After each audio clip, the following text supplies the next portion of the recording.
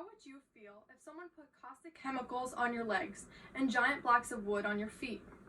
Would it make you feel better if it was for a championship title? This is exactly what the Big Lick does to Tennessee walking horses. I'm sure none of you want to see animals abused.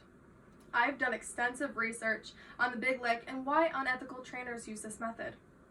The Big Lick is an awful form of abuse that needs to be stopped for the sake of the horses affected and the industry responsible.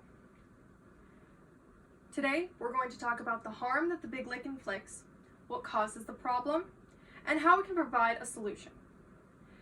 Now that we know what we'll discuss, let's start with how the Big Lick harms horses and the industry, starting with horses.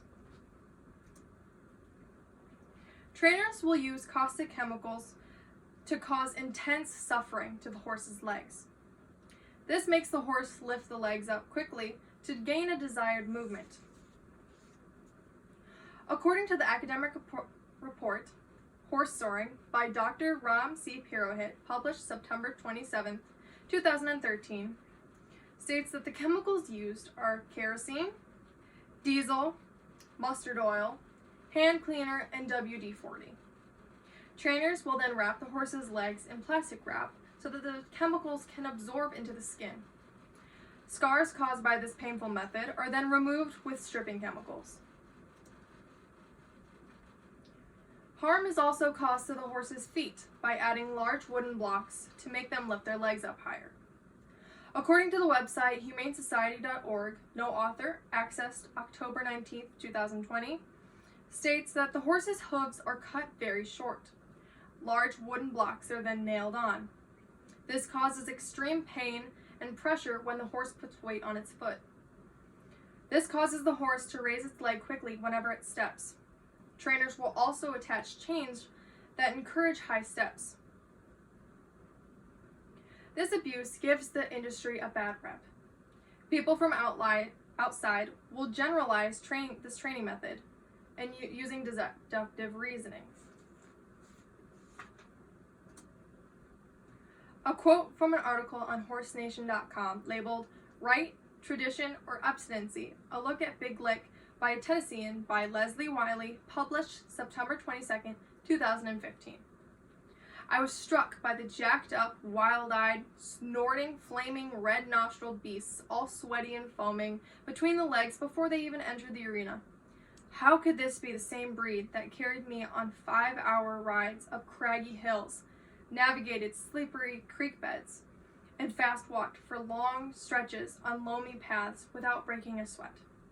Leslie clearly loves the Tennessee walking horses, but seeing the ones affected by the Big Lick skews her view on them. This shows how the Big Lick abuse causes people to look at the breed differently. Now that we know how the Big Lick harms, let's look at the pressure to perform and cash winnings from horse shows. The reason this abuse is used is to achieve a desired movement for shows. Winners are revered by those who do not know how they achieved their success. According to an article on thedodo.com labeled Horrific Practice Used on More Than Half of Championship Walking Horses by Wayne Pissell, published August 1, 2015, states that 52% of horses randomly tested were positive for illegal substances. This was at the industry's big show, the Celebration, in 2014. There were many horses that passed. However, there were many that passed inspection and competed that were later found to have been given illegal substances. They were allowed to keep their titles after being exposed. People clearly don't fear breaking violation if they get to keep their titles. When people win titles, they gain clients, and these clients bring money. Championships also bring big cash prizes. According to an article on NPR.org named Making Sure Those Walking Horses Aren't Hurting Horses, no author, published August 30th, 2020, states that the last class of the Celebration, a Tennessee walking horse show, is the World Grand Championship. The prize for this class is $15,000. An article on WalkingHorseReport.com named Masters, Razzle and Jazz and John Allen Calloway, your 2020 Tennessee Walking Horse Grand Champions. No author, published September 6th, 2020 states that the 2020 World Grand Champion was Masters Razzle and Jazz, owned by John Allen Calloway. Masters Razzle and Jazz shows clear signs of soaring apparent in the show ring. Now that we know why the Big Lick is used, let's discuss legal and personal ways we can put a stop to it.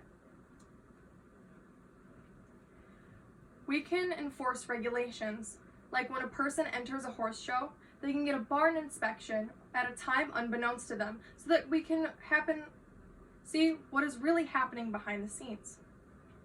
We can create laws, like when a person is caught, their titles are removed and they can get up to 20 years in prison. When we see abuse, we can speak up to the authorities to put a stop to it. We can write to the people on the board of the Tennessee Walking Horse Breeders and Exhibitors Association. We can also write to the representatives in our state. Now that we know how to put a stop to the Big Lick, let us conclude. Today, we talked about the Big Lick and its harm to horses and the industry, why people choose this abusive method, and what we can do to prevent it. The Big Lick is an awful form of abuse that needs to be stopped for the sake of the horses affected and the industry responsible. These horses are awfully abused for a ribbon and some cash. These innocent horses are abused for the sake of a championship title and a quick buck. Does that seem fair to you?